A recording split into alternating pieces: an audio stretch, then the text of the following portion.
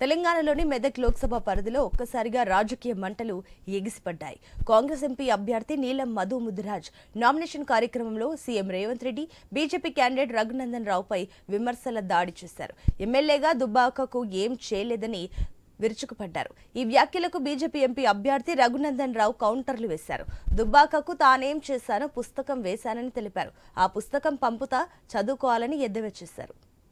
Guruji Ram Narayan G ప్రపంచ ప్రఖ్యాత జ్యోతిష్యులు ఇప్పుడు మన హైదరాబాద్ లో ఎటువంటి సమస్యలకైనా తక్షణ పరిష్కారం చేయబడును. సంప్రదించండి 96651137 9000004357.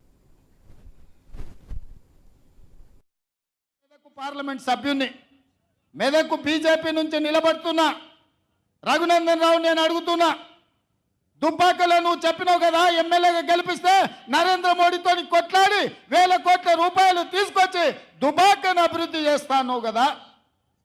మేమందరం దుబ్బాకకు బస్సులు వేసుకొని వస్తాం. నువ్వు తెచ్చిన నిధులేందో, నరేంద్ర మోడీ ఇచ్చిన పరిశ్రమలేందో దుబ్బాకలో నాకు చూపించమని నేను అడుగుతున్నా. ఇవాళ ఎమ్మెల్యేగా దుబ్బాకలో అక్కడి ప్రజల్ని, అక్కడి రైతులను వంచిస్తే ఆ ప్రాంత ప్రజలు తిరస్కరించిన రఘునందన్ రావు మళ్ళీ రంగు మార్చి మెదక్ పార్లమెంట్లో ఓట్లేయమని అడుగుతున్నాడు. నేను అడుగుతున్న రఘునందన్ రావుకు ఓటేసి ఒకవేళ ఎంపీ అయితే నరేంద్ర మోడీ ప్రధానమంత్రి కాకుండా చంద్రమండలానికి ఏమైనా రాజు అవుతాడా?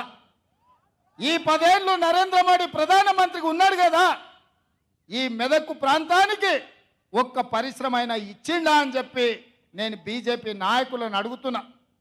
మీ మల్కాజిగిరి పార్లమెంట్ నియోజకవర్గంలో part and parcel Kompally Suchitra దగ్గర నుంచి మా మెదక్ జిల్లా కాళ్ళకల్కి రావాలంటే గంట సేపు ట్రాఫిక్ జామ్ ఉండేది. రేవంత్ రెడ్డి గారు సుమారు 990 కోట్లు ఇచ్చి కొంపల్లి సుచిత్ర నుంచి కాళ్ళకల్ దాకా నేషనల్ హైవే ఫ్లైఓవర్లతో కడుతున్నటువంటి ప్రభుత్వం నరేంద్ర మోడీ గారి ప్రభుత్వం. చాలా రేవంత్ రెడ్డి గారు ఇంకేమైనా చెప్పాలన్నా మెదక్కి ఏం చేసినాము? అందుకని దయచేసి అబద్ధాలని వల్లవేసి మెదక్ గడ్డ మీద ఏదో చేస్తే రఘునందన్ దుబ్బాక్ ఏం చేయలేదు, రఘునందన్ ఏం చేసిండో చేయలేదో దుబ్బాక వాళ్ళు చెప్తారు. దుబ్బాక ఎలక్షన్ల కంటే ముందు ఒక పుస్తకం వేసిన మంచిగా, నేను పంపించమంటే మీకు ఒప్పుకుందంటే మీ ఇంటెలిజెన్స్ డీజీకి పంపిస్తా. రేపు పొద్దుగాల చదువురి 40 పేజీల పుస్తకం వేసిన. 1 కాదు 2 కాదు. రేవంత్ రెడ్డి గారు రఘునందన్ రావు చేసిన ప్రతి పనిని అసెంబ్లీ ఎన్నికల కంటే ముందు నేను పుస్తకం రూపంలో నా నియోజకవర్గ ఓటర్ మహాశయులందరికీ కూడా పంపించిన. కాబట్టి రఘునందన్ ఈజ్ వెరీ ట్రాన్స్పరెంట్. నాకేం ఇబ్బంది లేదు.